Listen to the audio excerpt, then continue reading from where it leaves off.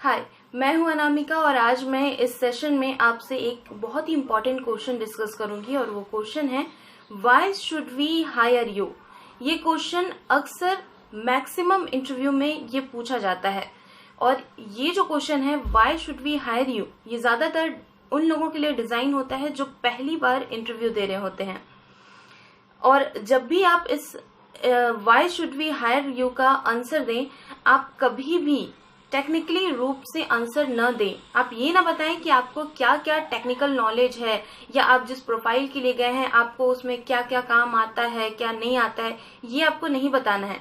आपको इसमें ये बताना है कि आपको अपनी ओपिनियन रखनी है कि आप उस कंपनी के लिए बेस्ट क्यों हैं। आपको अगर इंटरव्यूअर पूछ रहा है why should we hire you और आपको बोलना है कि आपको हायर क्यों किया जाए, ये आप में क्या ऐसा पोटेंशियल है जो आपको हायर करे आप सामने वाला, तो आपको अब क्या बेस्ट बताना है कि आप में ऐसी क्या क्वालिटी है उस प्रोफाइल से रिलेटेड जो आपको हायर किया जाए और आपके वो पोटेंशियल आपके कंपनी के ग्रोथ के लिए बेनिफिशियल हो।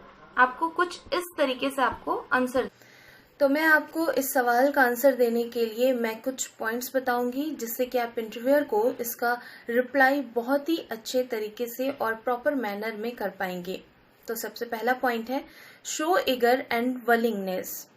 आपको कभी भी इतना ज़्यादा एक्साइटेड नहीं होना है कि आप बहुत ज़्यादा आपके लिए जॉब बहुत ज़्यादा इम्पॉर्टेंट है।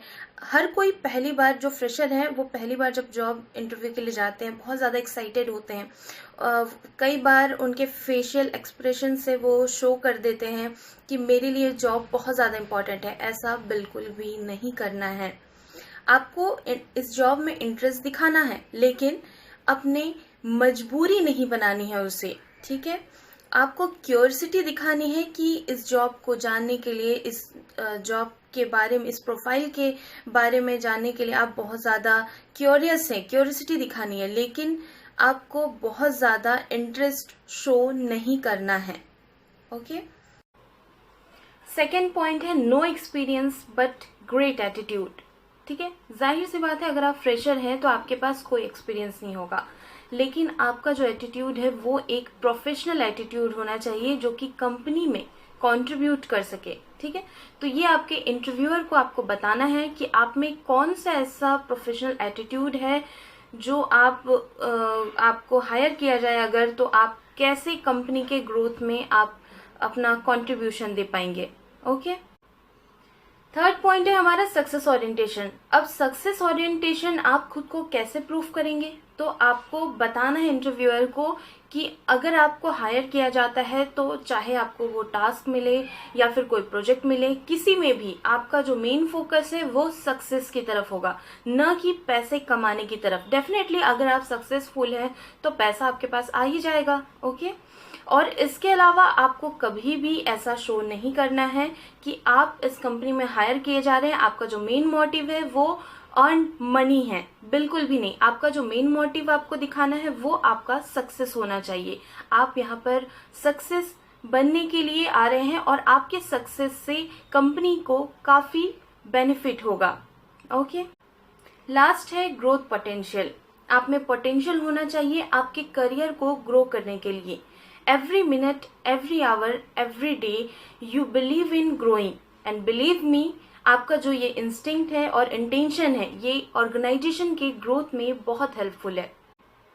तो जब भी आपसे ये सवाल किया जाए why should we hire you, आपको आंसर करना है sir you must be having a lot of option for this position to select but I don't know about the rest. What I believe I meet the minimum requirement for this position but I am able to do my job with its best requirement, and apart from this my words cannot justify my action until I get the right opportunity to perform, so I am very privileged if you avail me this opportunity.